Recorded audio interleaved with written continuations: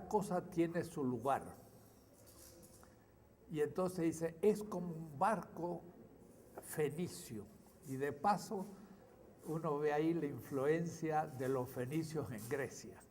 Para los griegos, los egipcios eran el pueblo remotísimo al que ellos se inspiraban y creyeron que pensaban bien de que la filosofía había comenzado en Egipto.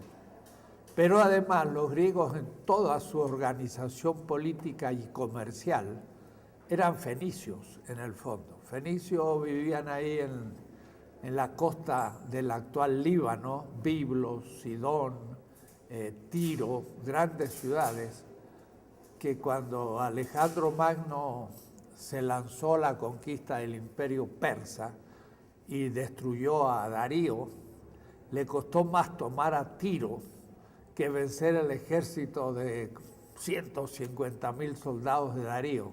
Y Tiro era una ciudad fenicia. Entonces él dice, lo que llama la atención cuando uno visita una nave fenicia es que en tan poco lugar hay tantas cosas y bien puestas, porque eran barcos pequeños que también tenían remos, pero donde tenían que poner el alimento, tenían que poner para dormir, tenían que poner todos los instrumentos de navegación, y entonces tenían muy poco espacio, pero todo tenía exactamente su lugar.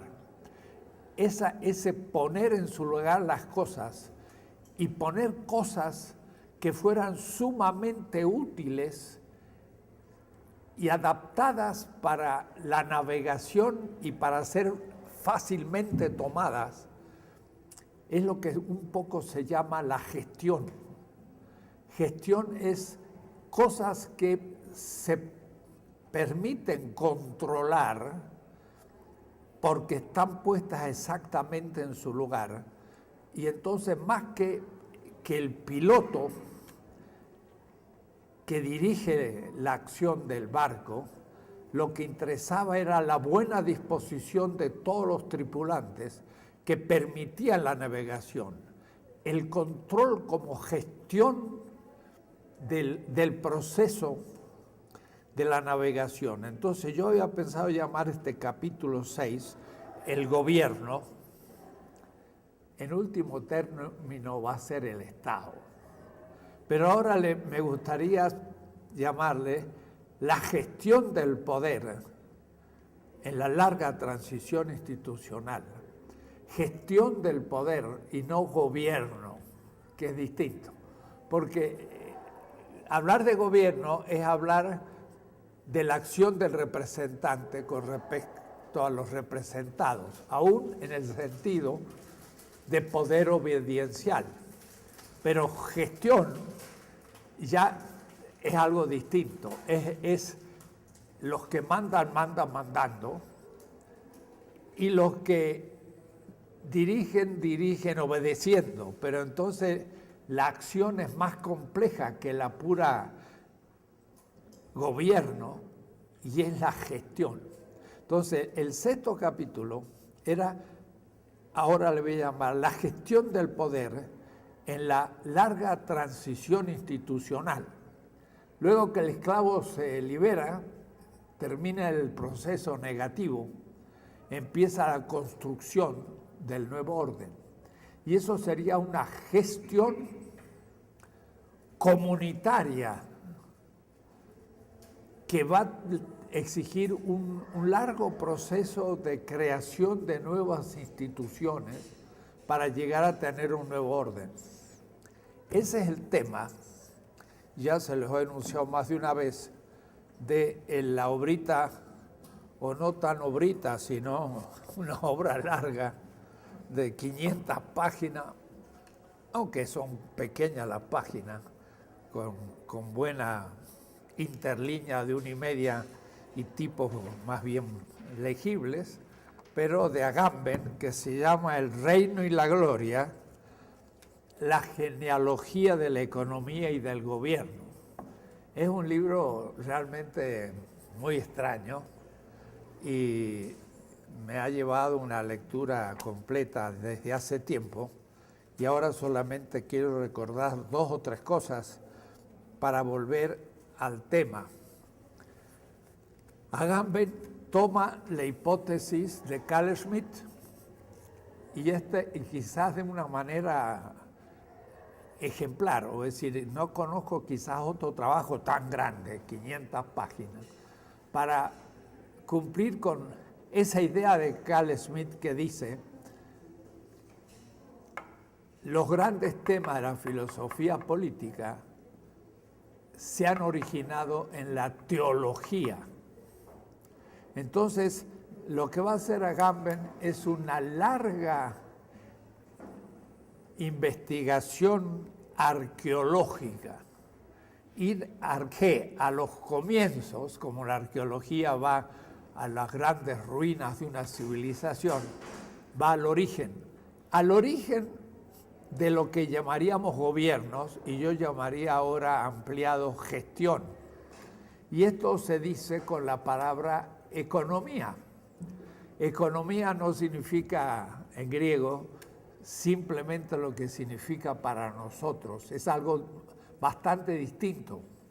Oikos, casa, nomos, ley, la ley de la casa, pero no es eso, es la gestión, en el sentido que estoy indicando, de la primer comunidad que los griegos toman para la descripción de la política, que es la familia, pero la familia ampliada, una familia que puede tener 40, 50, 70, 100 personas, porque es un pater familia libre, los hijos, la familia amplia, con hermanos y mucha otra gente, pero también están los esclavos y están los obreros o los metecos que vienen a trabajar por jornal en la explotación de un campo, porque el ciudadano es el que tiene una cierta propiedad de un terreno junto a la ciudad. Y entonces la familia es algo más amplio que para nosotros. La gestión de la familia era la economía. Y en cambio la gestión de la polis era la política. Y Aristóteles por eso empieza su política con un primer libro sobre la economía. Es quizás el primer librito en la cultura occidental, no en otras culturas porque también hubo, que trata el problema de la economía. Pero ese tema va a pasar después al pensamiento judeo-cristiano. Y entonces ahí cambia completamente la significación de la palabra. Y Agamben vuelve a tomar a Pablo de Tarso, el cual habla de la economía de Dios. Pero sería algo así como la gestión, voy a llamar, de lo sagrado sobre la historia humana. ¿Cómo pensaban los griegos que se realizaba la historia? En realidad no había propiamente, lo muestra Paul Ricoeur, sentido historia entre los griegos. Lo que se contaba entre los griegos eran hechos concretos en la sucesión del tiempo. Pero la historia no tenía contenido porque en realidad había el eterno retorno de lo mismo.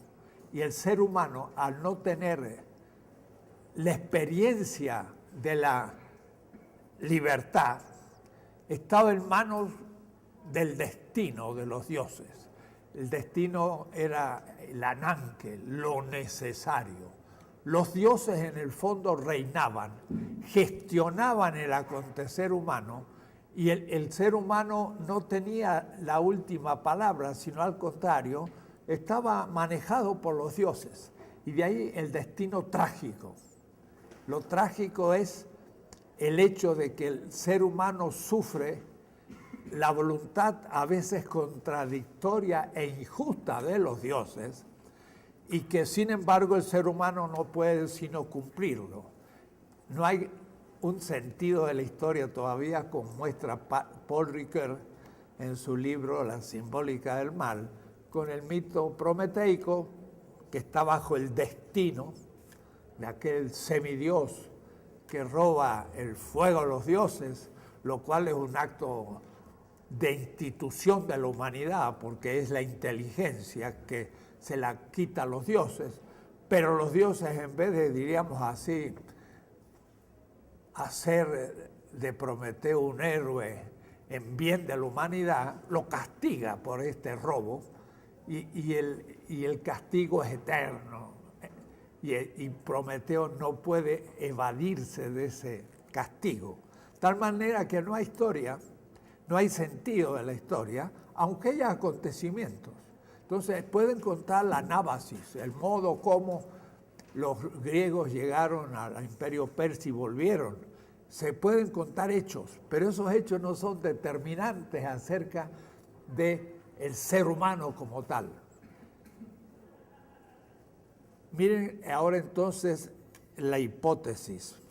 La hipótesis es que concibiendo a la divinidad ya no como la que tiene la gestión absoluta del quehacer humano de manera necesaria, sino concibiendo a la divinidad como libre primero, pero al mismo tiempo no contradictoria, o es decir, como bondad. Y al ser humano como libre, ahora se plantea el tema de cómo el destino que ese Dios pueda tener sobre la humanidad se cumpla. ¿Por qué? Porque siendo el ser humano libre, podría destruir el plan que ese Dios tuvo sobre la humanidad. Entonces, el tema es el que, definido de otra manera la divinidad y también el ser humano como libre, y entonces ahí la importancia del mito adámico. El mito adámico lo que manifiesta no es el hecho de la narrativa, sino la corrección que hace de otros mitos. En el siglo V, antes de la era común, en la Mesopotamia, hay mitos, pero mitos también de héroes, como Prometeo, en la mano de los dioses, mientras que Adán es libre. Y la serpiente lo tienta, pero la tentación no es un tipo de relación como la trágica relación del que hace algo como Prometeo, que intenta que sea bueno y que es interpretado por los dioses como malo y se lo castiga. Prometeo no es libre y los dioses obran de manera necesaria. En cambio, si Prometeo fuera libre, que es el caso de Adán, la relación con lo divino o con el mal no es del destino ante un ser trágicamente dependiente, sino lo divino como libre y el ser humano como libre también.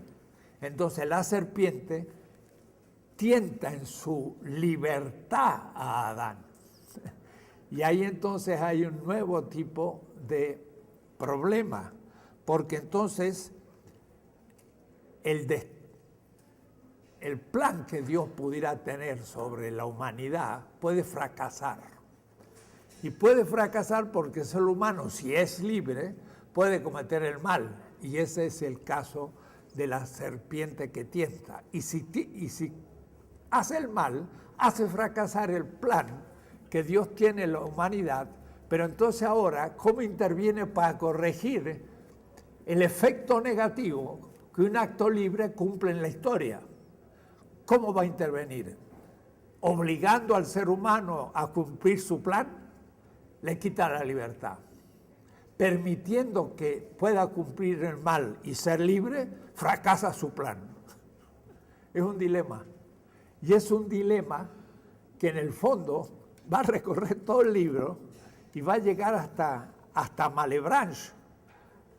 Y el pensamiento moderno, Pascal, y podemos decir que llega hasta hoy, porque entonces, ¿cómo interviene en la historia ese ser libre ante un ser libre?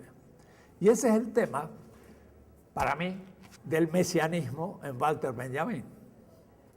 O es decir, ¿cómo puede Y como filósofo no lo afirmo, sino que como filósofo constato su posible existencia que produce en su aceptación una cierta concepción de la historia. Lo digo con respecto a Dios, que nunca lo he tratado y tampoco nunca he intentado demostrar filosóficamente su existencia. Digo simplemente, en la cultura judeocristiana y occidental se plantea este tema. Y ese tema va a estar detrás de la política. No se tome como que yo ya asumo ese tipo de Dios. Pero lo que sí asumo es el tipo de antropología que ese tipo de Dios instaura. Lo que sí creo que se puede afirmar filosóficamente, que somos libres. Pero cuidado, el propio Kant, y en esto Kant tiene su vigencia. Kant tiene 4 ideas que no pueden ser objetos de conocimiento. Lo que es objeto de conocimiento son los conceptos o los objetos constituidos por conceptos. Las cosas del mundo, los fenómenos internos de la subjetividad, la totalidad del cosmos. Entonces, detrás de la totalidad del cosmos hay algo que el ser humano no puede hacer objeto. Y como no puede hacer objeto, él dice, es una idea. Y su libro, el primero, es Crítica de la razón pura. ¿Qué significa? La razón pura no tiene objetos. Crítica no tiene, es decir, es una crítica negativa. No tiene por último objetos de aquello que fundamenta todos los objetos, porque todos los objetos físicos tienen como supuesto el mundo, y el mundo no puede ser objeto, el universo, sino que es un postulado que yo tengo que afirmar para entender que hay una luna, un sol y está este micrófono delante mío. De la misma manera, yo sé que tengo estados de ánimo, optimismo, pesimismo, estoy contento, estoy triste, tengo conocimiento y voluntad, pero todo eso se atribuye a un yo, pero el yo no es objeto de conocimiento, sino es todo lo que ese yo pone en la existencia. Que sí que la idea de un alma como yo es un presupuesto y por lo tanto un postulado, pero no un objeto.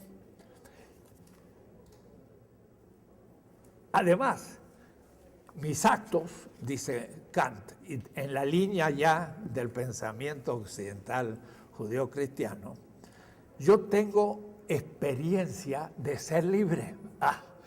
Eso justamente no lo tenían los griegos, pero lo tiene Kant en el siglo XVIII, porque tiene ya muchos siglos de experiencia judeo-cristiana. ¿Y por qué? Porque yo me doy cuenta que las cosas que hago no las hago obligatoriamente por naturaleza, sino que, usé la palabra obligatoriamente, lo usé mal, las cosas que hago no las hago por necesidad, sino las hago por obligación. Y obligación supone que puedo no hacer lo que me obliga. ¿Por qué? Porque soy libre ante la ley y no simplemente una ley natural que no puedo no cumplir. En cierta manera, Prometeo no tenía la experiencia de la obligatoriedad, sino tenía la experiencia de que el ser humano al fin, aunque es espontáneo, actúa por necesidad ante el destino de los dioses. Y por eso que Kant dice también que de la libertad no tengo conocimiento objetivo. La libertad no puede ser objeto de conocimiento, sino que la libertad es una idea que yo postulo para poder explicar todos los fenómenos morales. Y ahí puso la libertad, pero de una manera muy especial, como un postulado y no como un objeto de conocimiento. quiere decir que también hay un problema con respecto a la experiencia de la libertad. Y pone por último a Dios como el horizonte de todos los postulados, del mundo, del yo y de la libertad. Y entonces dice, es necesario postular un Dios para que todo lo demás sea posible. Es decir, también admite como punto de partida un creacionismo, pero no se lo propone demostrar su existencia, sino que avanza un postulado para explicar el sentido de los otros postulados. Kant es un poco más complejo de lo que uno a veces piensa. Por eso digo, yo no estoy avanzando la existencia de un Dios libre, simplemente lo tomo como dado en la cultura occidental y postulando un Dios libre y teniendo también la experiencia de un ser humano libre, se plantea el problema de cómo Dios gestiona la historia.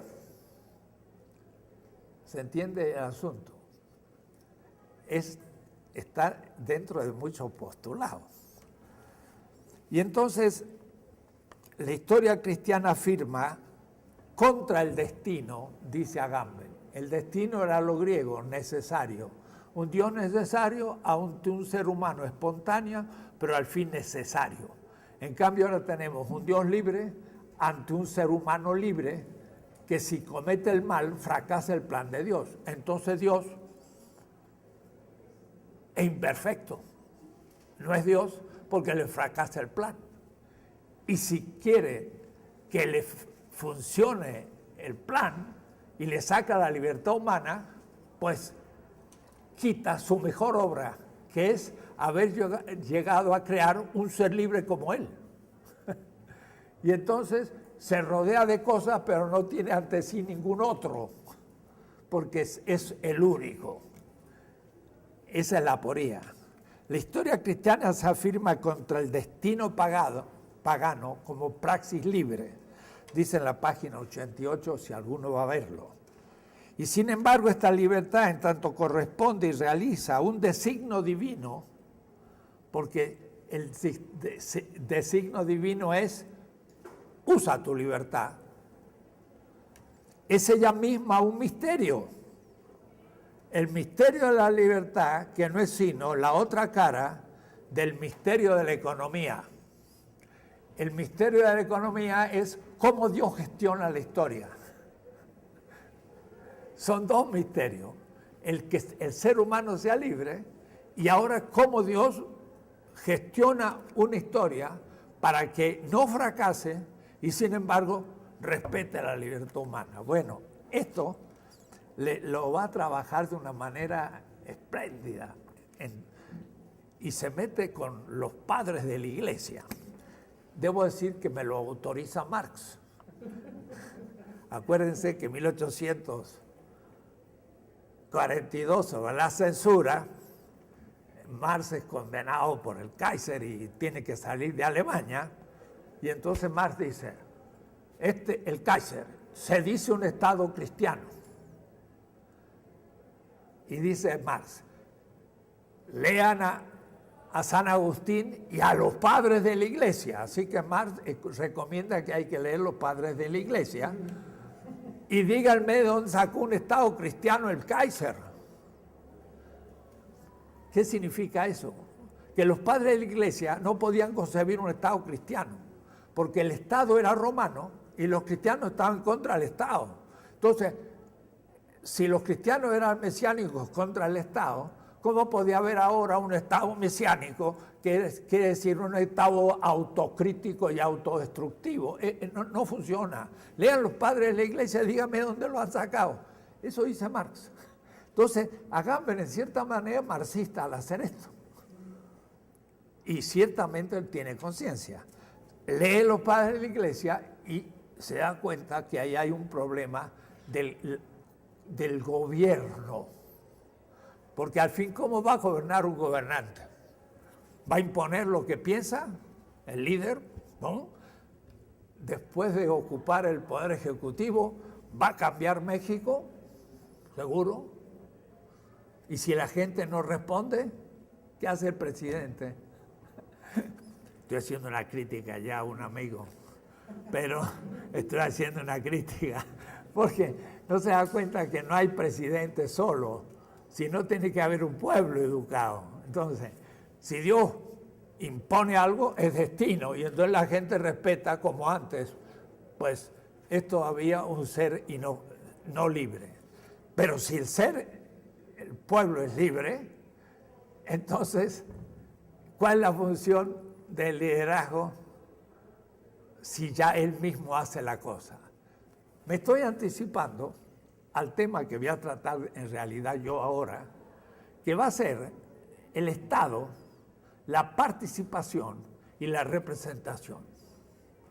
La representación va a ser un poco como la función de la gestión de arriba para abajo, mientras que la participación va a ser la de abajo para arriba.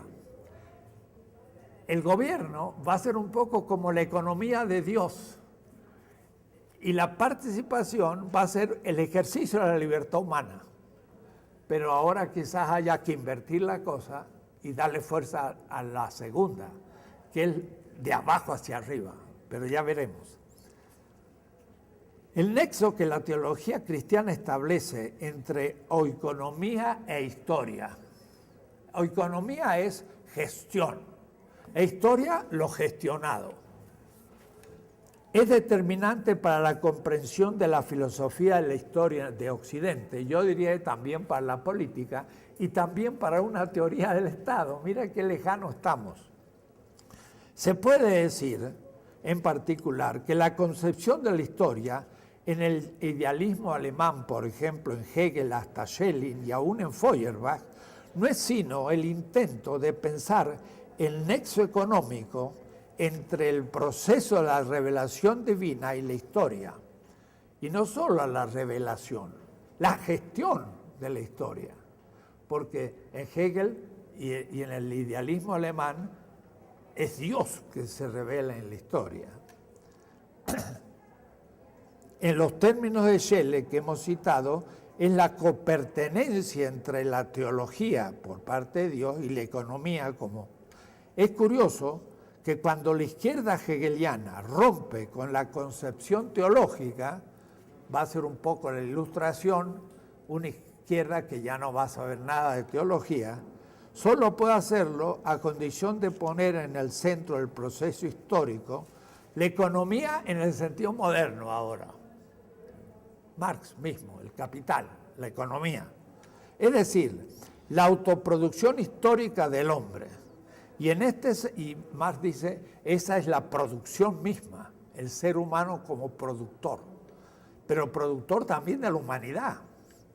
En este sentido, ella sustituye la economía divina por una economía puramente humana. Y empieza entonces un largo camino donde, claro, la economía, que es la gestión de Dios, se va a llamar después la providencia. ¿Cómo funciona? Y acuérdense que eso llega hasta la economía política de Adam Smith en El origen de las riquezas de las naciones, cuando dice el mercado produce equilibrio. ¿Por qué? Porque hay un dedo de Dios. ¡Hacha! Ahí entró la teología, que es la que ordena el mercado. Claro que era un Dios neoestoico, pero un neoestoico cristiano. Ya no era tan griego, porque intervenía como libertad, ese Dios, pero también ante un ser humano como libertad. Ya no era el destino trágico, aunque de alguna manera para Adam Smith estaba lo trágico. Las leyes del mercado son necesarias y no podemos evitarlas. Y ahí entonces estamos en manos de un nuevo Dios, que es el capital. Si no se entiende el nexo estrechísimo entre la economía y la providencia, que es el modo como Dios dirige la historia, no es posible comparar la novedad del pensamiento cristiano con respecto a la mitología y a la teología pagana. La teología cristiana no es un relato sobre los dioses, es inmediatamente economía y providencia. O es decir, no interesa tanto lo que es Dios, lo que interesa es cómo funciona en la historia. Y la providencia era el modo como ella iba a operar. Es decir, la actividad de la autorrevelación y gobierno y cuidado del mundo por parte de Dios. El cuidado del mundo. La divinidad se articula así con la historia, pero no como una teogonía o mitología, sino como una economía, es decir, a la vez articulando la administración de la vida divina con el gobierno de las criaturas. Bueno, y es todo el libro, pero no lo voy a hacer entero. Esto debe ser, llega al siglo XVI todavía, después de los padres de la iglesia y todo, en un problema ya moderno, que es Molina, un jesuita, el cual vuelve al tema y dice cómo Dios rige la historia cuando ésta ha perdido su camino, cuando empieza a destruirse a sí misma. Entonces dice, Dios da una gracia suficiente a algunas personas, pero si la gracia es suficiente y logra inclinar a hacer de algunas personas más buenas o más justas para reorganizar la historia, en cierta manera Dios está negando la libertad de esas personas. Es el problema del mesianismo.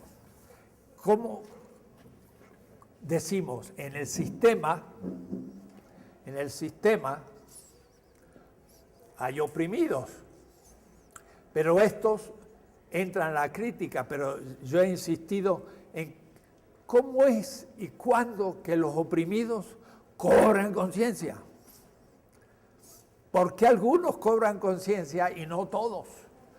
O hay épocas en que nadie cobra conciencia y admiten la opresión como naturaleza. O es decir, que algunos son los que irrumpen. Bueno, eso es justamente el sentido del Mesías de Benjamín. Por una puerta se cola el Mesías. O es decir, alguien que irrumpe en la historia cambiando. Entonces Molina, sin pensar en el Mesías ni en Walter Benjamin, dice, este recibe una gracia suficiente de parte de Dios. Pero si es suficiente para cambiarlo, ha torcido su libertad. Y entonces volvemos a ver una presencia de Dios que viola la libertad. Después de Molina va a pasar a Malebranche, ya estamos ante filósofos, pero Malebranche se plantea exactamente el mismo problema y dice, hay causas primeras, que son las naturales, en donde Dios opera. Miren qué cosa, Dios opera interviniendo como ley natural. Y esto era la posición de los mustasilitas en la Bagdad del siglo X, filósofos árabes que decían, no es que en realidad el sol salga, digo yo, no es en verdad que el sol se ve de nuevo cada día por una ley cósmica, sino que Dios repite su querer que el Dios salga. Y lo que llamamos repetición de leyes naturales es la constante voluntad de Dios creadora. Quiere decir que si cae algo, no es porque hay una ley de la gravedad, sino porque Dios decide que caiga la cosa y lo hace siempre. Y esa decisión puntual, repetitiva de Dios, me aparece a mí como una ley natural. Pero si un día Dios no lo hace, pues eso es un milagro. Que el lápiz no cayó, pero entonces fue simplemente Dios que no intervino. Eso le llama Malebranche causas ocasionales. Y al hablar de Malebranche, ya estoy hablando de un filósofo moderno que estudiamos en la Facultad de Filosofía, que viene después de Descartes, Malebranche y después viene Kant, pero este hombre se sigue planteando la misma problemática y Kant en cierta manera también, al no hacer de la voluntad, de la libertad, un objeto. Quiere decir entonces que este tipo de temática llega hasta nosotros y tenemos que entender. Este es el tema del mesianismo. El momento 1 era el establecimiento del orden. 2 es la intervención correctiva de la fetichización del sistema. Claro, esto es justamente el momento en que a la visión judeocristiana se corrige el mal.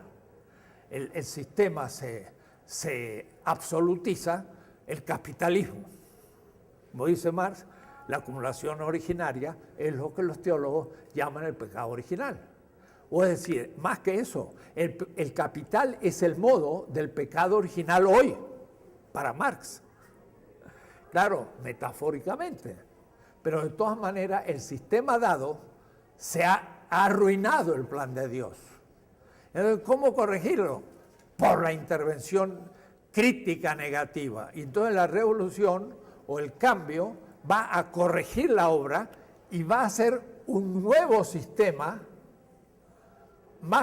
mejor que el anterior o correctivo por un tiempo, hasta que este mismo vuelva a cerrarse sobre sí. Entonces, podríamos decir, la solución secularizada del problema de la economía es justamente los cambios históricos y la instauración de nuevos regímenes históricos.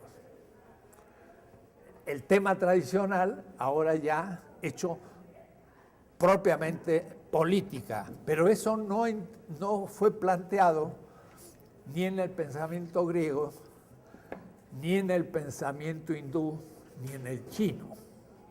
Habría que ver qué nos pasa en América hispana, o mejor dicho, los pueblos originarios, si tienen algo semejante.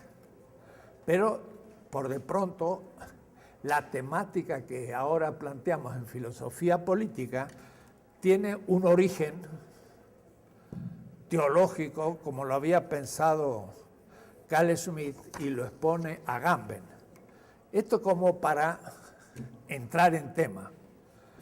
Y entonces la transformación ahora de lo dado, que sería el régimen establecido de dominación, va a producir transformación institucional a nivel material, una transformación a nivel formal y una transformación a nivel de la factibilidad. Pero yo pienso que en realidad los tres podrían introducirse por la temática que yo mismo he dejado de lado y algunos no tocan, porque se dijo, el tema de la filosofía política no es el tema del Estado, es uno de los temas. Y yo lo tomé como punto de partida para descubrir muchos otros temas que el Estado. Pero ahora estoy pensando que la transformación de un sistema, por último, se juega en la transformación del Estado. Entonces, voy a tener que cambiar el orden y la tesis que decía transformación institucional, ecológica, etcétera, voy a pasar en primer lugar transformación del Estado y la mutación de la sociedad civil.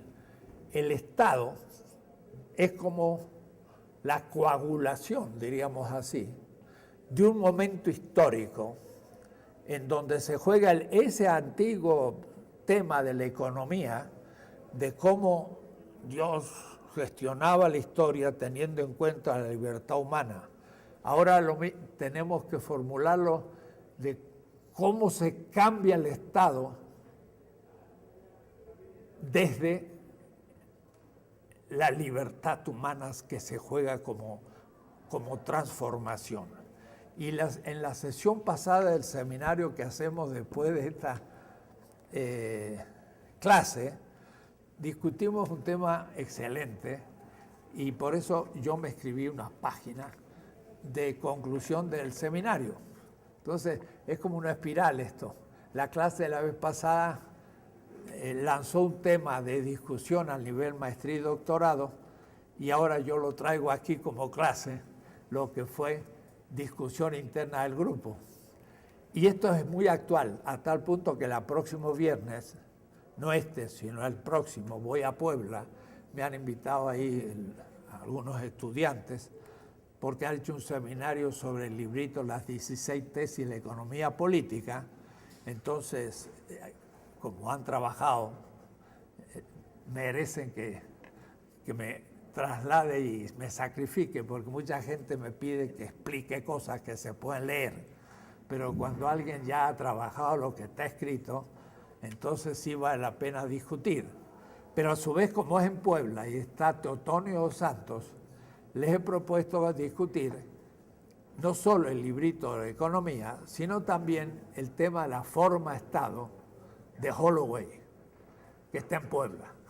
Entonces no sé si vendrá Holloway o vendrá algún alumno, pero de todas maneras los alumnos de Puebla saben la posición de Holloway. Entonces va a ser un diálogo con Holloway a partir de lo que discutimos en el seminario. Y el título se denomina así: la forma-estado o la disolución del Estado. Un falso dilema moderno hacia un nuevo Estado transmoderno. Y esto supone para mí un tema nuevo. Empecemos. O es decir, el cambio en la situación actual y la irrupción negativo-mesiánica que disuelve el Estado es necesario. Y con respecto a qué Estado es necesario, la disolución del Estado. Pero eso significa que se disuelve toda forma de Estado, o puede surgir otro tipo de Estado en el cual justamente se hable de la economía de una manera distinta como lo he planteado. Voy a leerlo.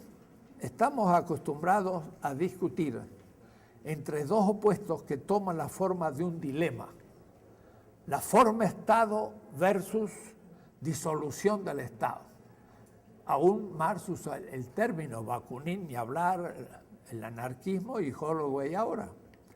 La primera posición, forma Estado, sería de los pragmáticos y hasta conservadores, tanto burgueses como liberales, como políticos del socialismo real, porque el socialismo real, pues, claro que afirmó el Estado y lo afirmó en contra del Estado burgués, pero fue un Estado, si me permiten, más estadista.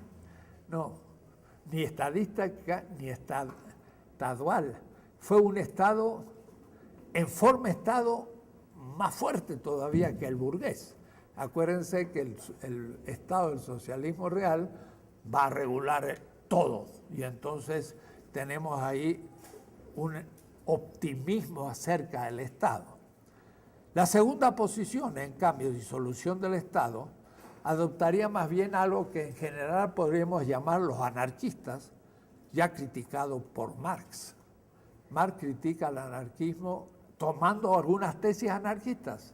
También piensa que hay que disolver el Estado, pero dice, no tienen una táctica suficiente y no tienen idea bien de partido, y sobre todo no hacen una crítica profunda de la economía, y lo critica Bakunin. Aunque Bakunin, después de leer El Capital, empieza a darle más importancia a la economía también, pero no fue su intención profunda. La segunda posición, que desde una definición del Estado como institución que ejerce intrínsecamente un poder dominador, debe disolverse para crear una nueva forma de gobierno no estatal. Este dilema nos lleva a meditar la cuestión por partes. Permítasenos reflexionar en 9 puntos. Primera, hay muchas formas de Estado en la historia. La forma Estado no es solo la burguesa, y pareciera que esta es el primer Estado propiamente dicho, y eso hay que empezarlo a tratar. El Estado es la macro última institución de la política, organizada, sin embargo, en diversos niveles, territorios y de complejidad.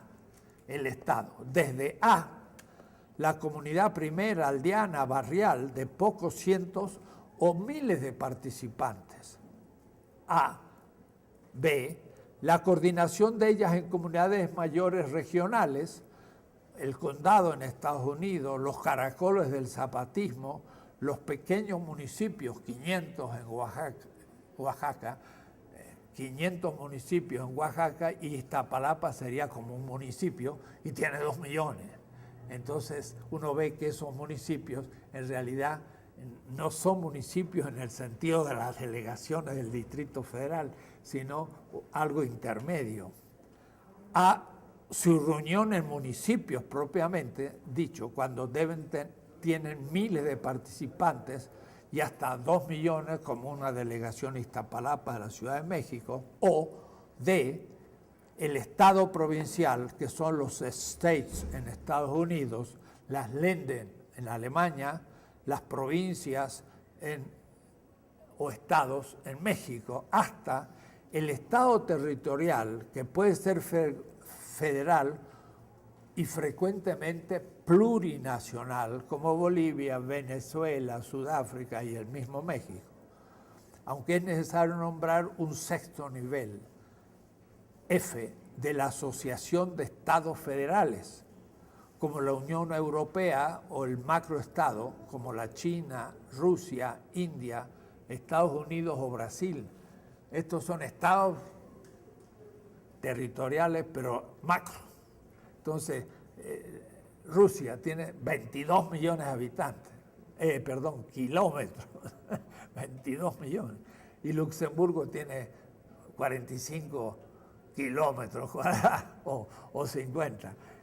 Es ridículo pensar que son 2 votos en las Naciones Unidas, un estado de 22 millones y otro que ni tiene 1000 kilómetros cuadrados. Sin embargo, se los denomina de la misma manera. Estos son estados, yo diría, macroestados federativos.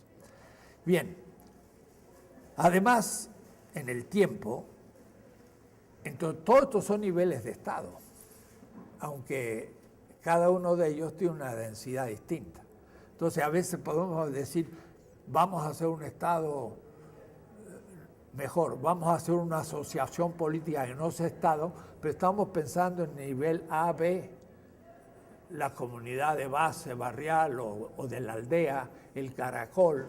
¿Y qué pasa ya en Chiapas? Ya se complica. ¿Y qué pasa en México? Ya se complica más. Y se puede gobernar, etc. Además, en el tiempo, hace ya 5.000 años en Egipto, como nos indicaba Samir Amin, existió un Estado en sentido estricto, con una burocracia estatal, clases dominantes, sistema tributario, ejércitos profesionales, medios de comunicación controlados, arquitectura estatal imponente, leyes escritas, sistema judicial, sacerdotal, etcétera, etcétera. El Egipto ya era un Estado, sensu estricto, aún en el sentido actual, un Estado en toda la regla. Lo mismo puede decir de otros estados, como el Imperio Persa, los helenísticos, sino que el Estado moderno se origina lentamente desde el ocaso de los regímenes monárquicos feudales de la mal llamada Edad Media. Como la nueva edad, la modernidad, irá naciendo paso a paso al ir venciendo el muro islámico otomano. Por ello, los primeros estados modernos fueron Portugal y España, contra la opinión de muchos. Se abrieron al Atlántico Oriental,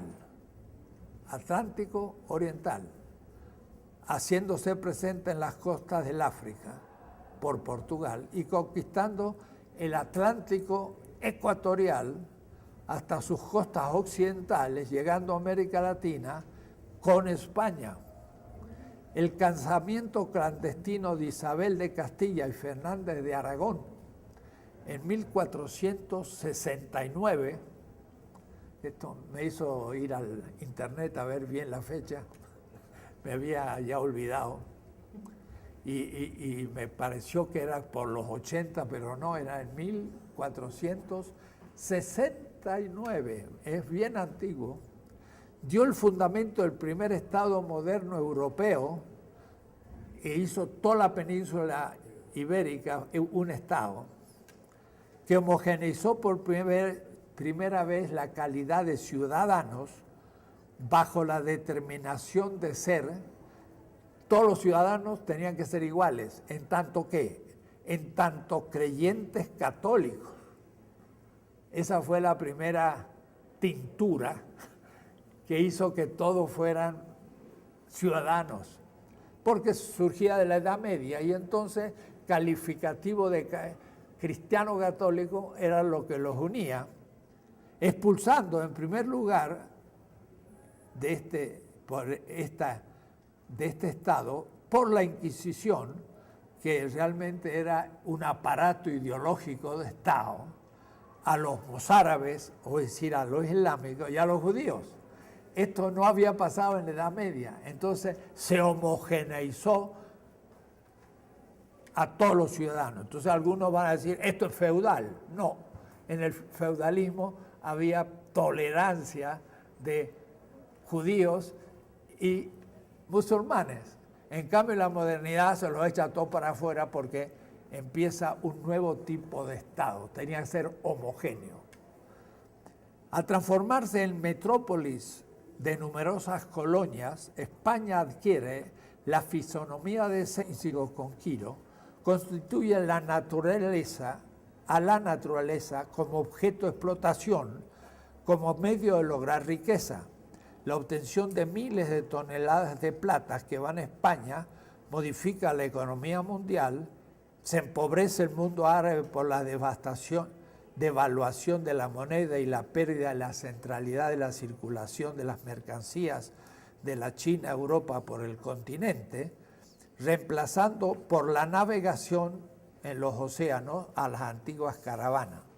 La constitución de un mercado mundial lanza la revolución tecnológica de la navegación.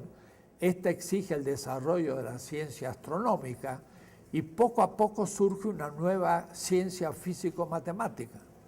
De Magallanes a Elcano, que realiza la primera vuelta empírica a la Tierra por parte de España en 1520, a la nueva formulación de la ciencia mecánica por Isaac Newton en sus principios matemáticos de la filosofía natural en 1687.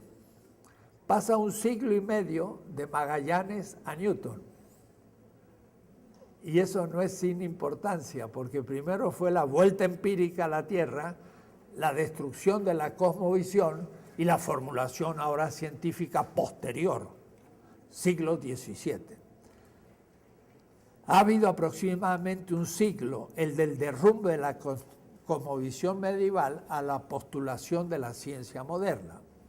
En política, el ego conquiro-práctico de Hernán Cortés, antecedido en 1492 por el yo descubro de Cristóbal Colón, negando con ello la tarea instauradora de un mundo humano originario que descubrió milenios antes al continente, descubrieron los indígenas, se ha transformado en un ego cogito ontológico en Descartes, en 1637, un siglo y tanto después de Colón.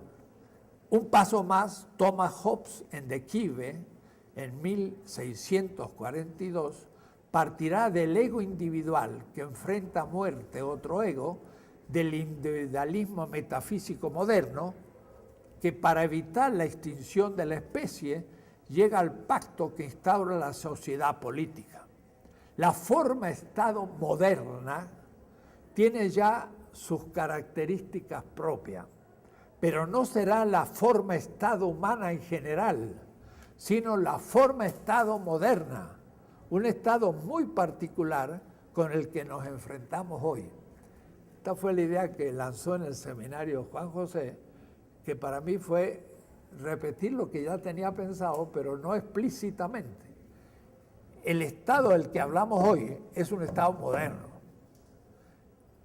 ¿Y por qué? Porque hay otros Estados modernos que están en competencia con el Estado moderno burgués.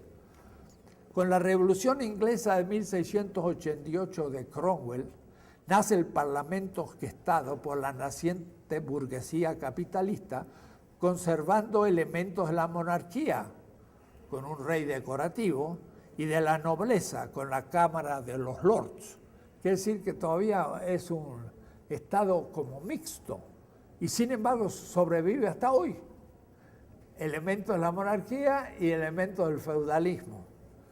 Una cuasi democracia representativa, restringida, que imita en parte al Estado de Venecia.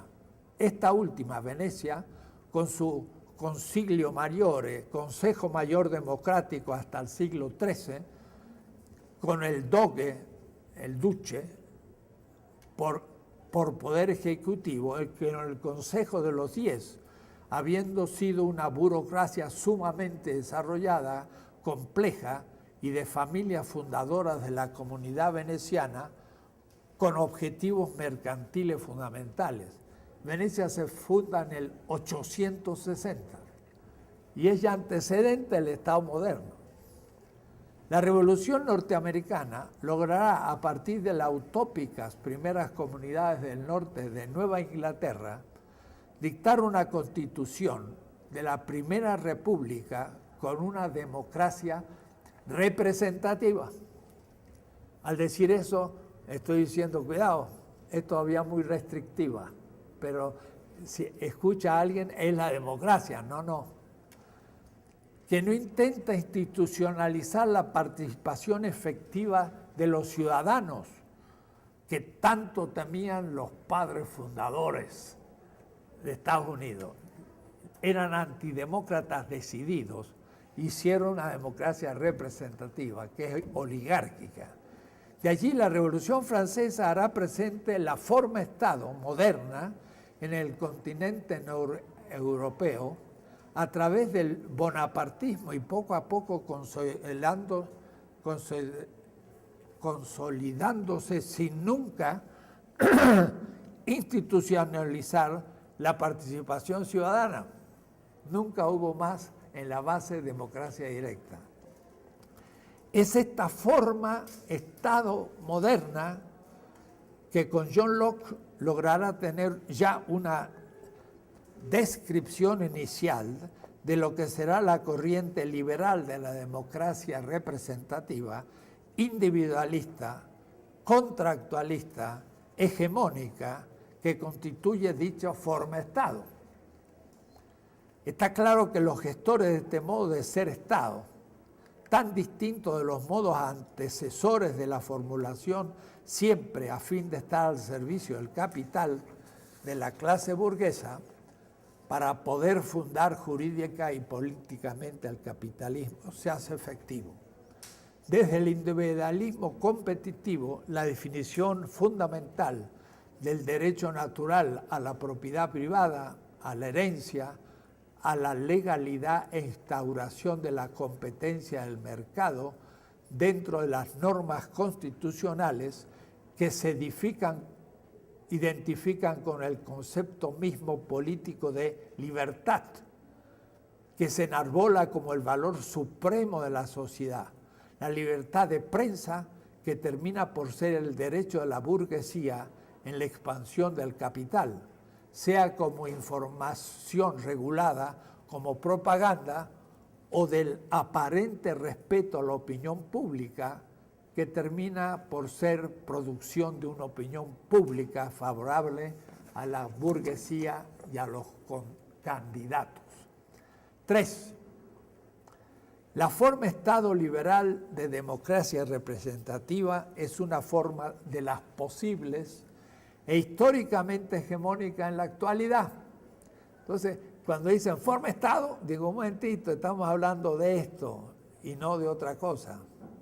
Esa forma Estado, modelo moderno liberal, fetichiza la representación y la elección de dichos representantes por parte de la ciudadanía como esencia de la legitimidad del Estado.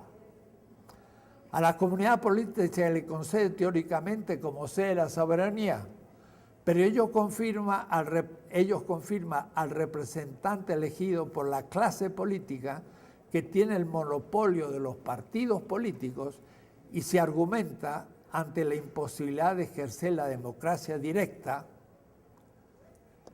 que es necesaria la representación y los partidos políticos son los que presentan a dichos candidatos a elecciones por la semejanza ideológica de los propuestos a ser elegidos con grupos afines del pueblo.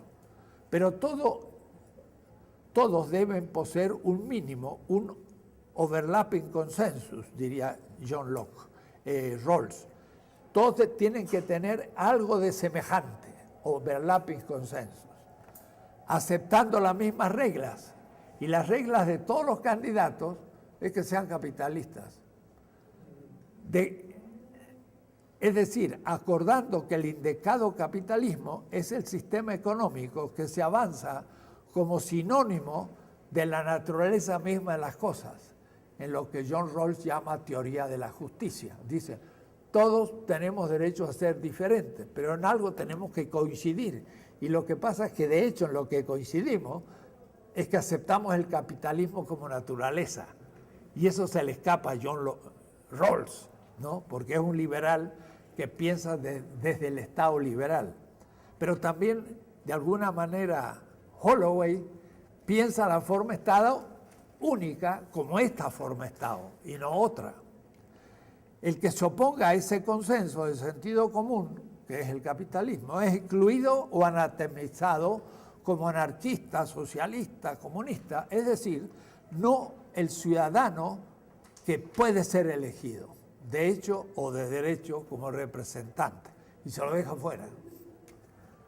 Además, la comunidad política del pueblo debe ejercer su acto supremo de soberanía política en la elección de los representantes.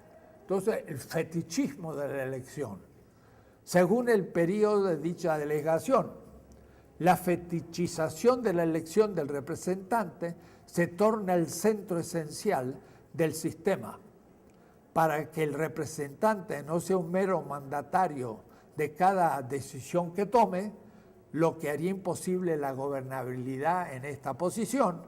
Debe tener suficiente autonomía para decidir sobre lo que debe operarse. El momento de juzgar si hizo o no lo que debía se posterga en el tiempo hasta el próximo periodo de elecciones, cuando se deba escoger nuevamente el representante para reelegirlo o elegir a otro miembro del mismo partido. Mientras tanto, la soberanía del pueblo queda pasiva, inactiva, silenciosa. Esta concepción de la representación ha llevado a que la misma se corrompa, ya que la clase política monopoliza de hecho el ejercicio del poder y el pueblo se transforma cada vez más en un espectador pasivo. Eso lleva a la crisis de la representación en todo el mundo, también en Europa y en Estados Unidos. Si desea pasar a la acción el pueblo exigiendo sus derechos, puede ser objeto del ejercicio de la violencia monopólica del Estado, que se dicta como un derecho del Estado.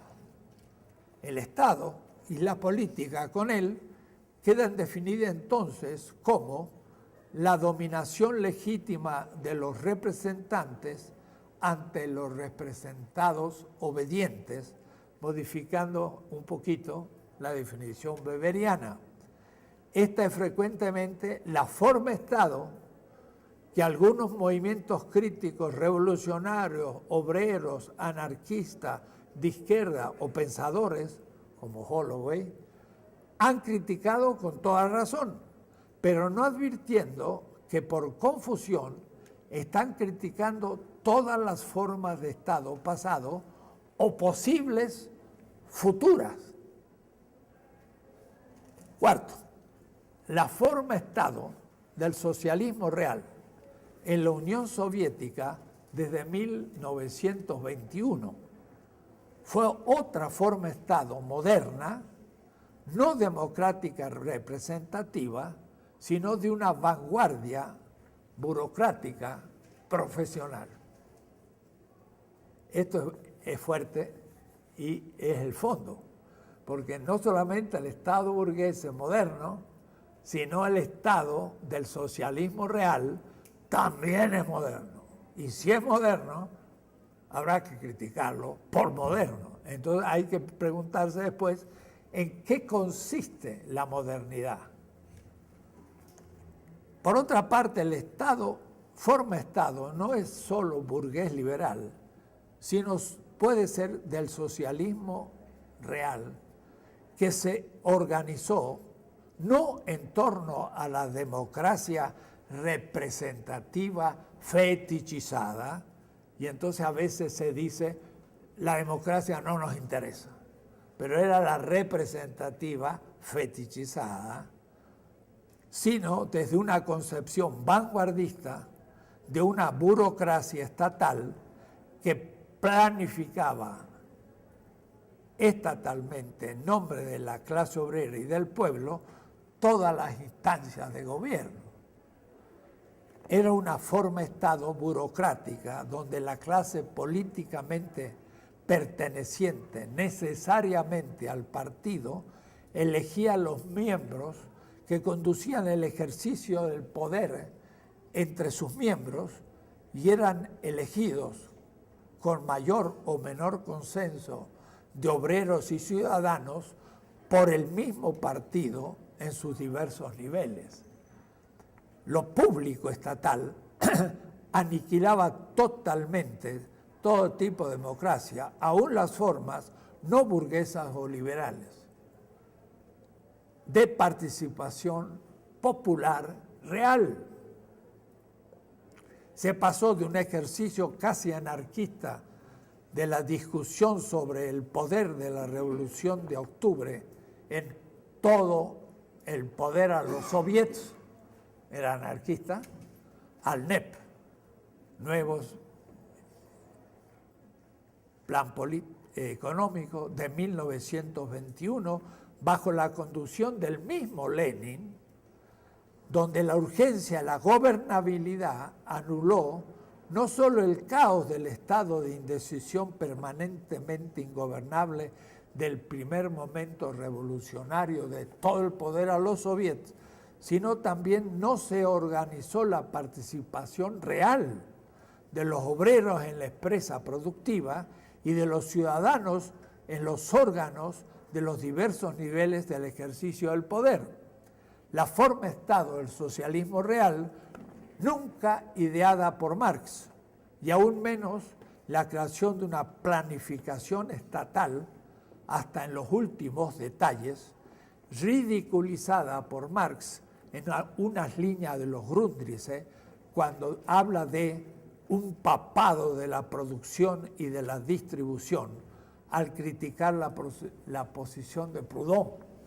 Proudhon dice, vamos a eliminar el Estado y vamos a hacer unos bonos horarios.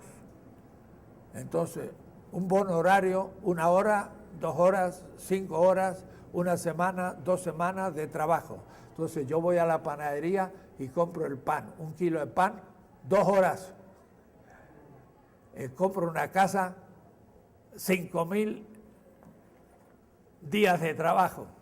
Y entonces dice, ¿y quién le fija el precio a ese bono horario? Tiene que ser el papado de la producción y la distribución. Era exactamente el sistema soviético lo que critica Marx. Por anticipado. Hay que leer ese texto. Y por eso llevará a excesos que se derrumbarán por sus propias contradicciones en 1989. Pero lo que todavía no se ha autocriticado es el hecho que dicha forma de Estado es tan moderna como la de la burguesía liberal. Este es el fondo y hay que discutir.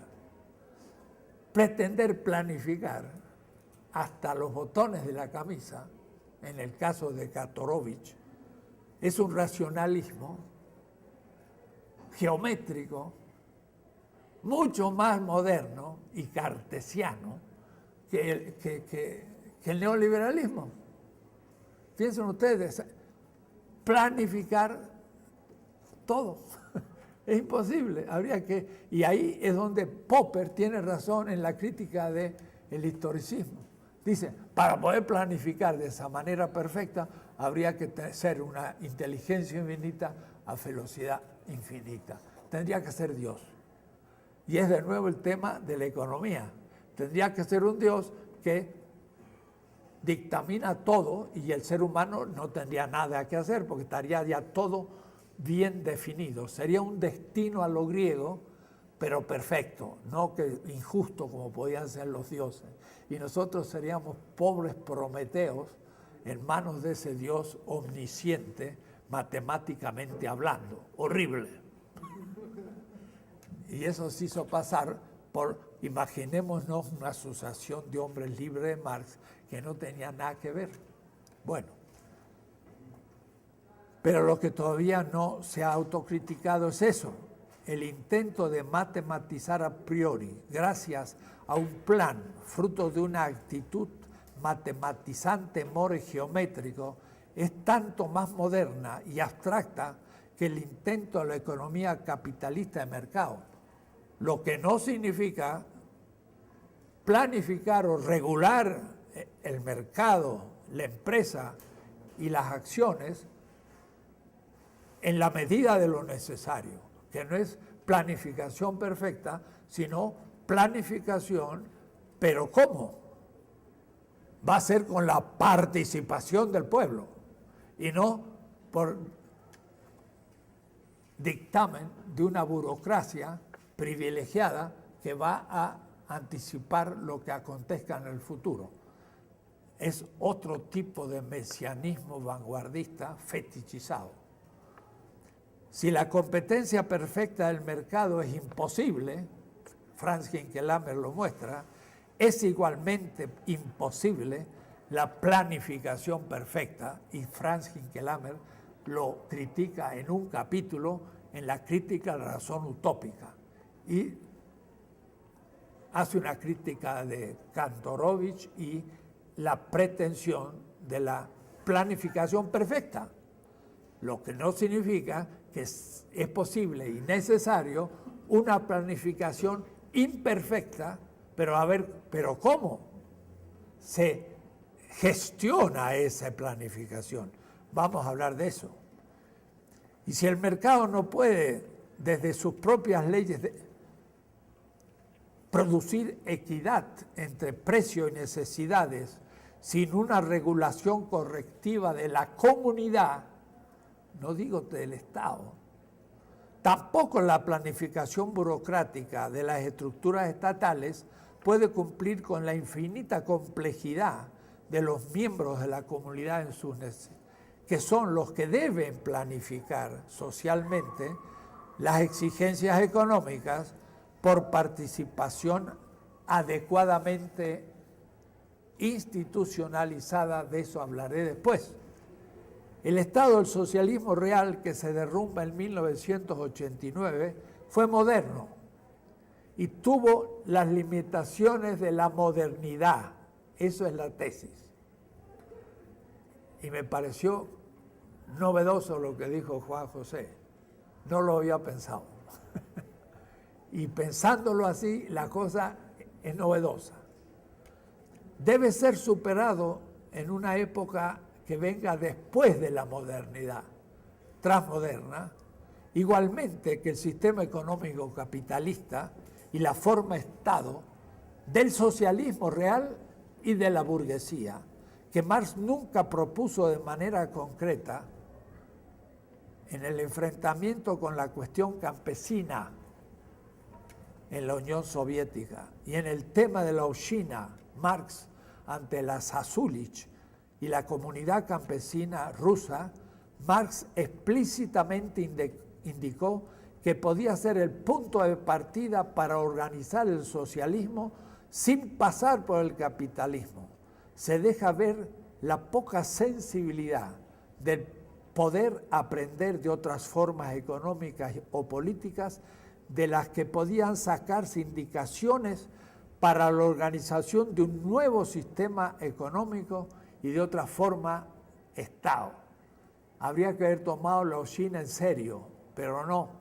Se quiso imponer la colectivización a la manera moderna en la Unión Soviética y fracasó y fue el tema nunca superado, la cuestión campesina. Y Marx dijo, hay que partir de la Ovchina y de ahí hacer la solución campesina.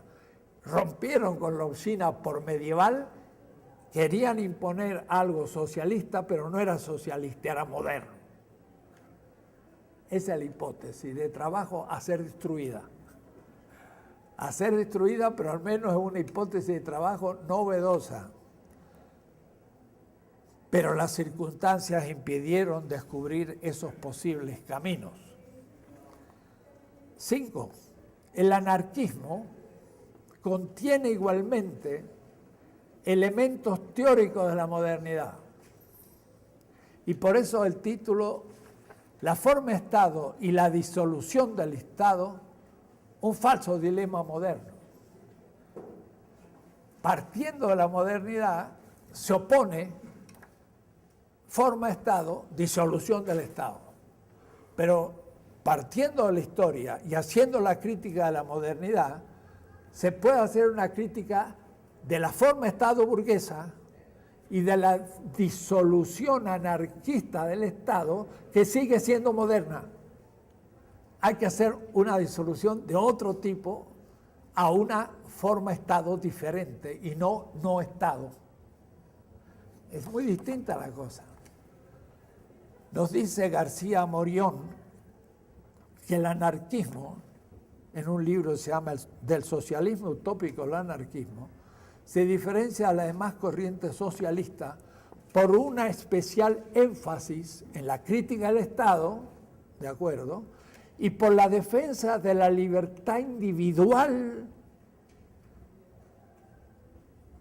Me paro ahí. Ese es el tema. El anarquismo también tiene un gran aprecio a la libertad individual. Y ahí es moderno. No es pueblo originario ni comunitario. Y ese individuo va a ser después solidario, pero siendo individuo y nunca comunidad bien entendida. Ahí está el tema de fondo, para mí.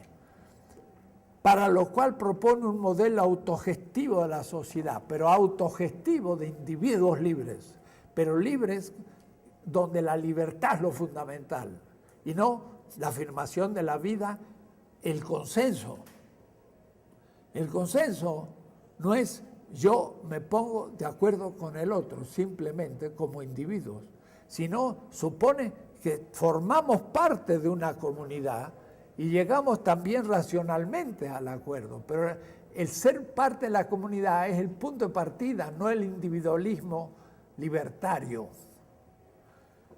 En realidad la crítica al Estado es con respecto al Estado burgués, por supuesto, liberal, moderno,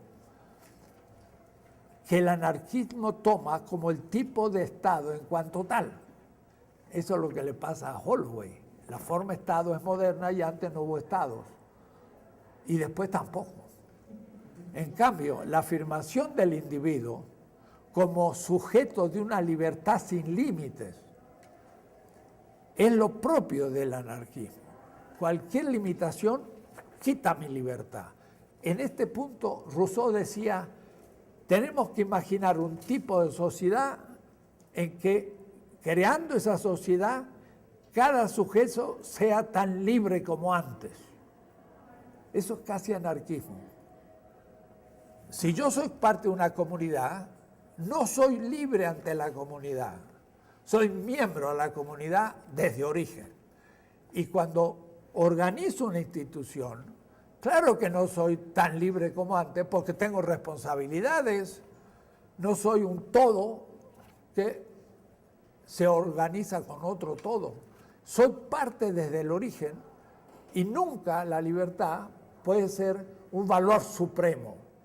El supremo es la comunidad, comunalidad y no tanto la libertad. La libertad también. Hemos visto que desde el Agamben el problema es lo sagrado libre y el ser humano libre, pero ese libre es comunitario.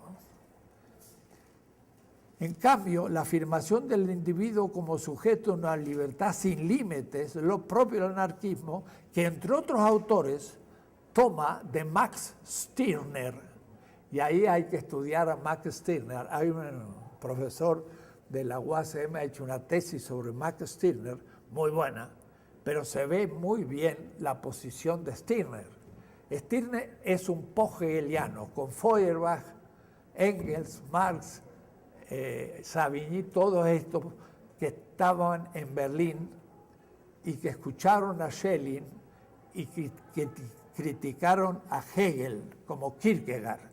Entonces, ante la universalidad de la historia de Hegel, Stirner dice, hay que salvar el individuo. Lo que realmente importa es cada uno. Y esto hoy, 2015, se está imponiendo como una filosofía fundamental en Europa.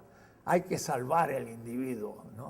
Porque las estructuras son gigantescas, entonces tenemos que volver a un cierto individualismo. Bueno, este Stirner está debajo, es ya un anarquista, proto-anarquista, que está debajo del movimiento.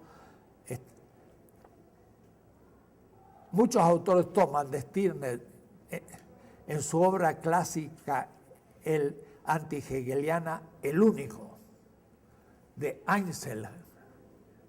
Hegel habla de la singularidad, la particularidad y la universalidad, los 3 grados. Y la singularidad se dice die Einzige, es el nombre del libro de el único, o mejor, el singular, que ni es Besonderheit, no es particularidad ni universalidad. Soy yo, que soy por último el único existente. Y de ahí parte también la tesis de Kierkegaard y un poco el existencialismo. En fin, como los post-hegelianos y en semejanza con Søren Kierkegaard, Stirner defiende la singularidad, la Einsamkeit, ante la universalidad, Allgemeinheit. Es esta individualidad única, singular, libre por excelencia y crítica de toda determinación que me limita, en la que se levanta el anarquismo,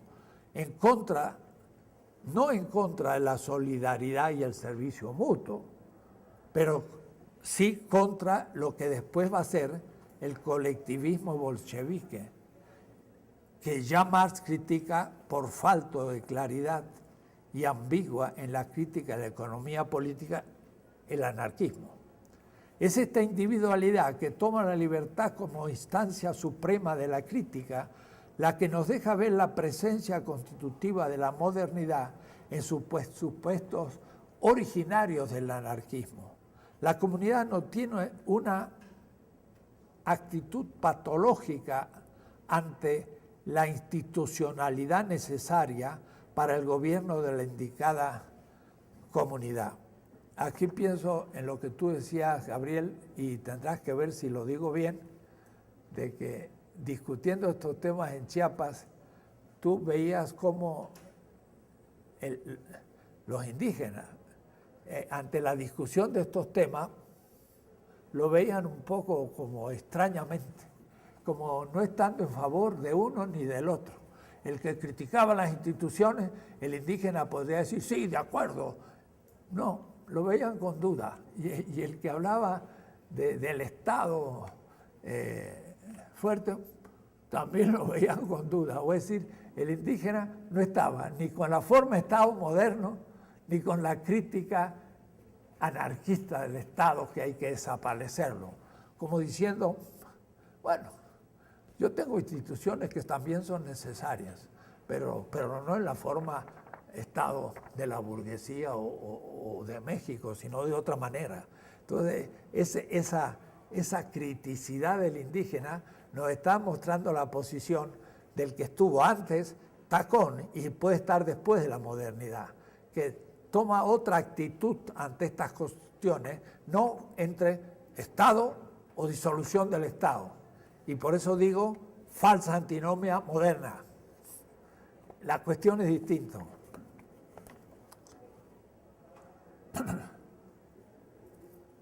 La comunidad no tiene una actitud patológica ante la institucionalidad necesaria para el gobierno de la comunidad. Tiene una posición de sentido común desde la comunidad y el gobierno se articula como bajo la potestad de la primera. La que manda es la comunidad, manda mandando. Y la que obedece es la representación elegida para que sirva y no para que se define como sede del ejercicio del poder. Deben mandar obedeciendo.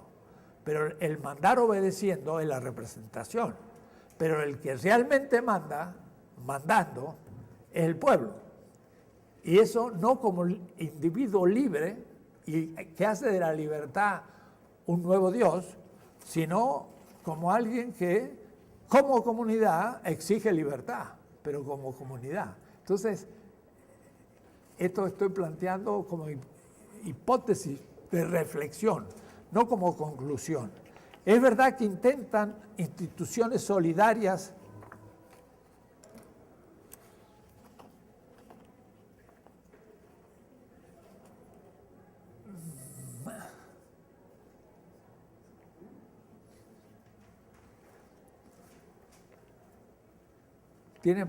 bueno, la comunidad no tiene una actitud patológica ante la institucionalidad, tiene una posición de sentido común desde la comunidad y gobierna articulando. La segunda, que es el gobierno, está bajo la potestad de la primera, que es la comunidad. La que manda es la comunidad y la que obedece es la representación elegida para que sirva. Esta concepción de la institucionalidad no es aceptada por el anarquismo, sino como un mal menor y no alcanza nunca una formulación con factibilidad suficiente. Es decir, ¿cómo se logra organizar instituciones hasta llegar al Estado federal, territorial, de 110 millones?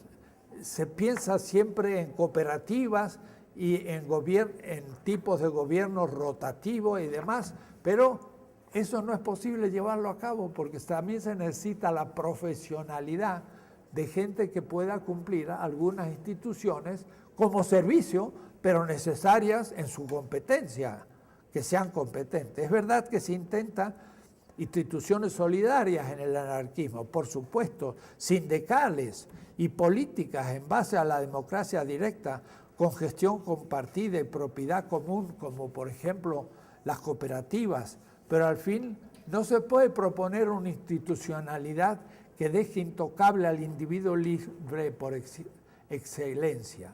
La disciplina institucional se confunde con la dominación del Estado, siempre, pero el Estado burgués como único.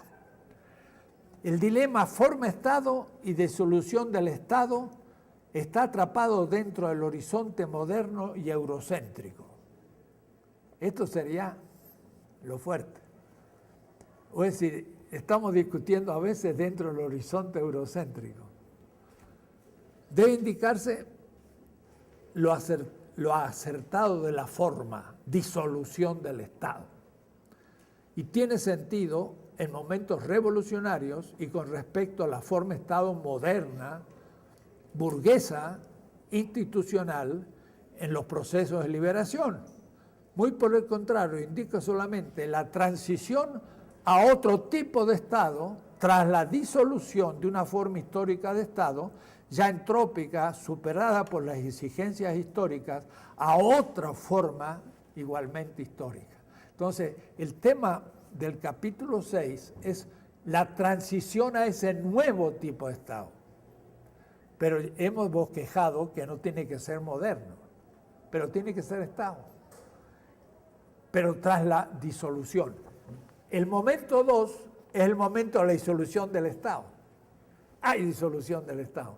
Pero el momento 3 es gestación del nuevo Estado, y ahí el anarquista dirá, no me interesa ningún Estado. Entonces se queda inmovilizado y no sabe cómo seguir en el progreso de la historia. Ese es el tema. Muy por el contrario, indica solamente la transición a otro Estado tras la disolución de una forma histórica de Estado ya entrópica. Por ello, la antinomia radical, forma Estado burgués versus disolución del Estado, presentada por un cierto anarquismo, es un dilema planteado dentro del horizonte de la modernidad. Otros pueblos, otras culturas, otros tipos de estados no se encuentran enmarcados en este dilema. La cuestión es de fondo en la discusión actual. Y sobre todo, el nuevo estado que debemos imaginar y ya empezar a practicar no debe encontrarse en ese dilema. O es decir, no se le puede pedir a Evo Morales que disuelva el Estado, porque está ya en la construcción del nuevo Estado. Y si en la construcción del nuevo Estado disuelve, ¿qué hace? ¿Vuelve a qué? A decir, desarmamos el Estado de Bolivia. Y ahora, ¿qué hacemos? Todo el poder a los soviets a discutir qué vamos a hacer. Y después vamos a tener que decidir algo. Y lo que decidamos va a ser un nuevo Estado. O lo vamos a disolver de nuevo. Y entonces no es posible la política ni nada. Es un idealismo moralista. Moralista porque en nombre de la libertad se hace imposible la política y la justicia y todo. La gente se muere de hambre porque no hay Estado. Es un problema. Y esto entonces, la extrema derecha se une a la extrema izquierda. Ahí, ¡pac!, se junta. Entonces, Nozick va a decir Estado mínimo. Y el anarquista dice disolución del Estado, es lo mismo. Y claro, para Nozick, ¿quién gestiona? El capital privado. Y para el anarquista, ¿quién gestiona la vida de todos millones de hombres? Vaya a saber, vamos a hacer cooperativas rotativas y mientras tanto se nos vino el poder norteamericano y nos hizo polvo de nuevo. Entonces no podemos, nos va a pasar lo del NEP de nuevo 1921. Paramos la discusión y un grupo privilegiado nos plantea un nuevo tipo de Estado y se lo saca de la manga y no por discusión popular. Hay que entonces crear las condiciones de la creación del nuevo Estado por participación, que nunca ha habido. O es decir, democracia participativa, sustancialmente, accidentalmente representativa, que es otra cosa. Pareciera que una cierta izquierda, influenciada por la Ilustración, la gran ideología del capitalismo, llegado a su madurez por la revolución industrial, queda atrapada en el horizonte económico del indicado capitalismo y del republicanismo o liberalismo político burgués. La izquierda es crítica de una posición práctica y teórica, desde otra posición ciertamente más progresista, pero desde el mismo horizonte ontológico, ético y político moderno y eurocéntrico. Séptimo, la pregunta consiste en cómo definir el nuevo horizonte originario de una concepción de Estado que trascienda la forma de Estado moderna. No burguesa ni socialismo real, moderna. Debe hacerse de la comunidad popular permanentemente participativa, definiéndola como el actor comunitario que estructura la institucionalidad del nuevo Estado transmoderno, más allá del liberalismo, del socialismo real y del anarquismo, tres concepciones todavía modernas de formular el problema del Estado. Está duro lo que estoy diciendo, está difícil de poder sostener y empezar el debate, porque el problema es que seguimos siendo eurocéntricos. Debemos entonces intentar citarnos fuera del horizonte moderno, en su exterioridad, para que con nuevos ojos, como decía Marx en el segundo manuscrito del 44, fantasmas que deambulan fuera del reino del capital. Somos nosotros, fantasmas que estamos fuera, ver la positividad que se nos presenta desde la negatividad ignorada y oculta del pueblo. Se trata entonces de superar la individualidad metafísica liberal, igualmente la colectividad sustantiva estatal de un cierto marxismo estándar. No se olvide que Marx no hablaba de la sociedad, sino la comunidad, Gemeinschaft, y también del anarquismo desde la libertad que exalta como absoluto al individuo, que recupera después la solidaridad en la autogestión, pero solo como segunda naturaleza. Ciertas experiencias históricas existentes pueden ayudarnos a aprender y a imaginar ese ámbito más allá de la modernidad, que esta pretendió superar por premoderna. Los pueblos originarios, por ejemplo, que convivieron ignoradas esa negatividad oculta tras la posibilidad dominadora, diría Horkheimer, en los últimos 5 siglos, y que pueden inspirar, no ser imitadas tal cual, formas nuevas de subjetividad comunitaria que podrían servir para inaugurar una distinta forma de Estado futura, no ya burguesa, liberal o vanguardista burocrática, o simplemente la extinción del Estado sin otra posibilidad futura. Salto un texto y voy a la 8, porque ya se hizo la hora. La nueva estructura del Estado transmoderno es sustancialmente una democracia participativa comunitaria popular, que subordina la representación definida como institución al servicio de la participación. Si se justifica un líder, es para decir al pueblo que tiene que participar y que no lo hace y por eso está como está. Y cuando ese pueblo participe, se disuelve el liderazgo. Es lo que yo dije ante Hugo Chávez. La perfección del liderazgo con magisterio es enseñar al pueblo a participar. Y cuando éste participa, es el perfecto liderazgo, la disolución del liderazgo. Y vieron que lo agarró Hugo Chávez y habló 2 horas del tema. Y yo había hablado media. Y dijo, me gusta, Enrique, lo que has dicho. El perfecto liderazgo es la disolución del liderazgo. Tomé la fórmula disolución del Estado, pero lo apliqué al liderazgo. Entonces, el liderazgo se justifica cuando hay un pueblo pasivo, que espera que el gobierno le dé todo y no hace nada. Entonces es bueno que surja un líder y diga, señores, ustedes son, y les organice la participación y los consejos vecinales y distribución del presupuesto por los consejos y empieza a gobernar. Y el líder y el partido impulse la participación. Cuando el pueblo empieza a tomar fuerza y empieza a saber participar, el líder puede decir, me voy a casa, ya cumplí. Pero sin él no hay quien lo haga, porque no estamos acostumbrados. Un cierto partido tiene 5 delegaciones en el Distrito Federal. ¿Por qué no hace esas 5 delegaciones ejemplares por la participación del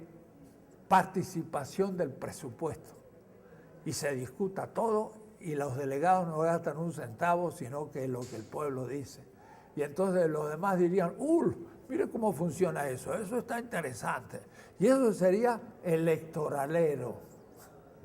Pero querer hacer propaganda para de ahí sacar candidatos, eso está en lo mismo de siempre. El Estado representativo electoral, maquinaria electoral que no sirve para nada y no es nada nuevo. Eso se está debatiendo. Así que además es hoy, noviembre de 2015. La nueva estructura. La comunidad política, el pueblo, es la única sede del poder, no el Estado, que es su macro institución al servicio. La delegación relativa, nunca absoluta, del ejercicio del poder a los representantes, nunca aliena el poder del pueblo.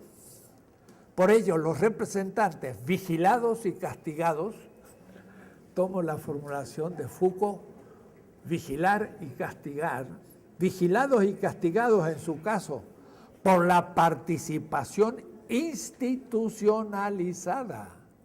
Hay que crear todo un aparato institucional de la participación, tan grande o más que la representación, que llegue hasta la revocación del mandato del representante, y tiene solo autonomía relativa, el representante, en el ejercicio del poder, y nunca consiste en la última instancia soberana cuya sede fundamental es exclusivamente el pueblo. Por su parte, el pueblo conserva permanentemente en el tiempo, de manera activa e institucional, el ejercicio del poder en última instancia. Hay que crear instituciones, consejos vecinales, los caracoles, coordinación de consejos, por democracia directa del pueblo mismo, sin profesionales de la política y sin partidos. Y estos que lleguen al municipio, y estos llegan al Estado y llegan al nivel territorial. Eso se llama poder ciudadano en la Constitución de Venezuela. Un cuarto poder que vigila el poder legislativo, ejecutivo y nombra a los jueces. Todo un tipo de Estado distinto hay que pensar.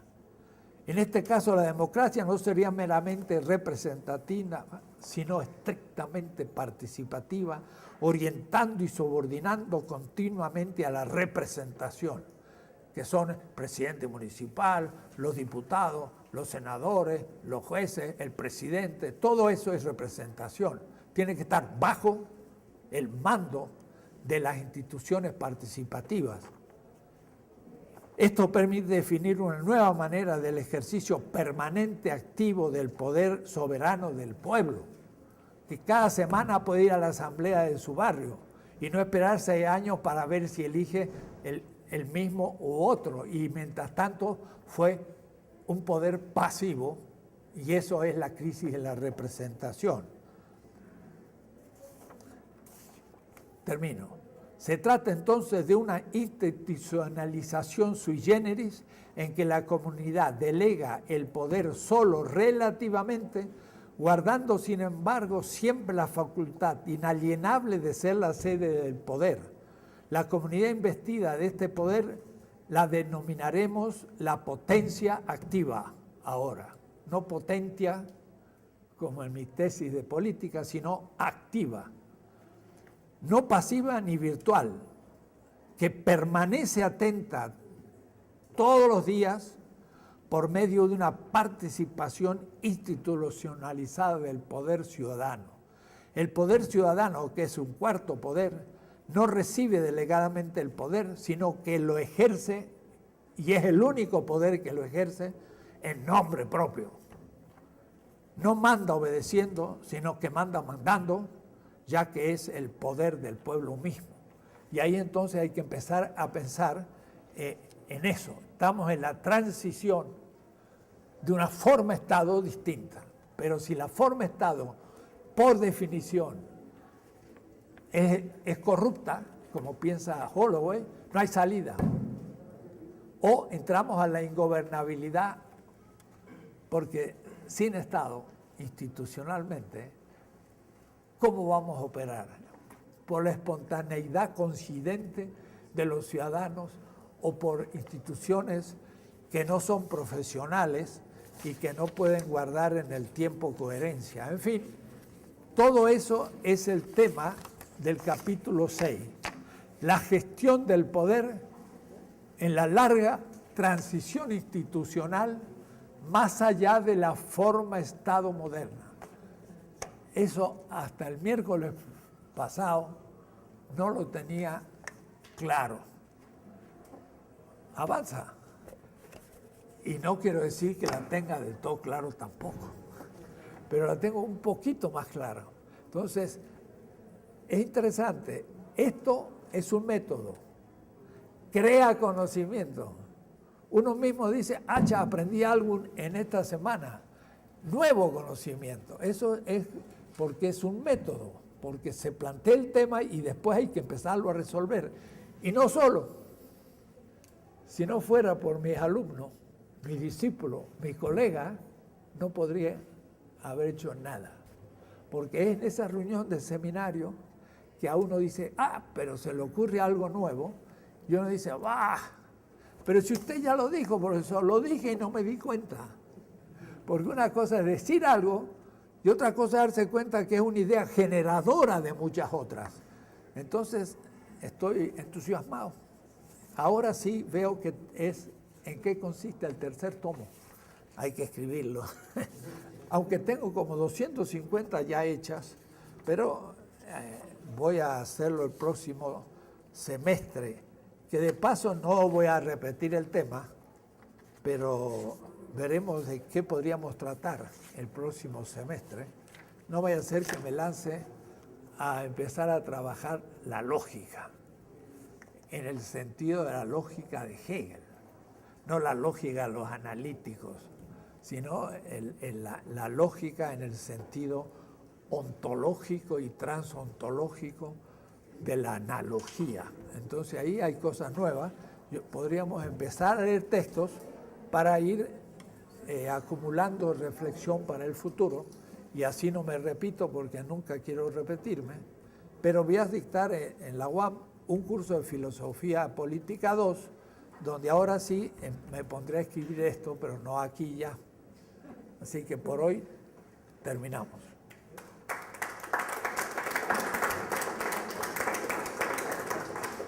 Y la próxima semana